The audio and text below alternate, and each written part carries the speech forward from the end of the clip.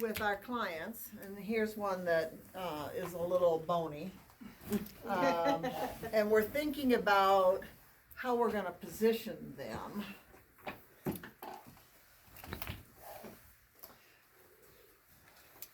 Of course, our concentration is going to be on the from the hips down today, and then the next class it'll be here. But I like to make some comparisons. The skeleton doesn't make a lot of sense until you position it not like that, like this, which would be a quadruped, like a dog or a horse or something. Now you can see the relationships between the upper limb and the lower limb. That there's a big flat bone, and then big flat bone, then ball and socket joint, one big bone. Hold the help there. A little hypermobile here. This is better.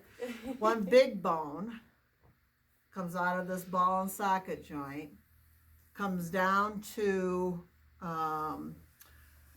the attachment of the two small bones. So this is our olecranon process, and this is the patella then. Here is the patella. Well, this guy's got a bad knee too. There. That was chiropractic. The patella separated off of here so that it can slide more to create a better mechanical force. But do you see how they look alike? And then you've got the two smaller bones. Over here it's the fibula and the tibia, and then we've got all of our boning landmarks. It's tibial tuberosity and head of the fibula, and goes down, then goes down. The two bones meet and form like a little arch, and then boy, that's really the wrong range of motion there. The platform on the foot has modified form follows function. It has modified because we stand up on it. And then you've got your big calcaneus, and then your talus univicular, and the same thing. This isn't going to bend as well, but there. Well, see, I just dislocated his shoulder. All right, so you got that same structure right in through here.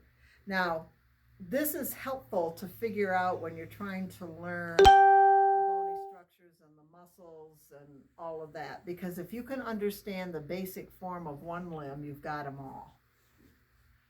It's just a matter of learning the precision names for each thing. So we're going to still concentrate on understanding the form, not get too caught up on the precise names, because in my experience you'll get lost in trying to remember, oh, that is the quadriceps femoral, and I want you to think more about hip flexors, hip extensors, hip abductors, I want you to think that way still for a while here. So once I there. The skeleton makes sense like this, especially the limbs.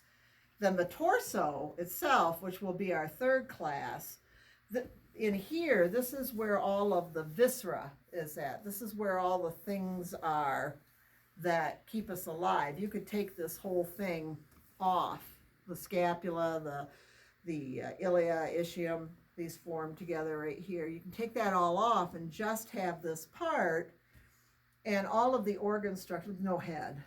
I don't know where it went, but you can have all of just this part right here, the nervous system running through here, and you would be alive. You just wouldn't be able to move very well. So when we're thinking about endangerment sites or areas that we need to be cautious of then in the limbs, it's more the nerves that run down through there. You don't want to put excessive pressure on a nerve, the blood vessels. You don't want to move the joints beyond their normal range of motion, which we'll figure out and assess with. But you don't have to worry about lungs and livers and intestinal tract and all that kind of stuff.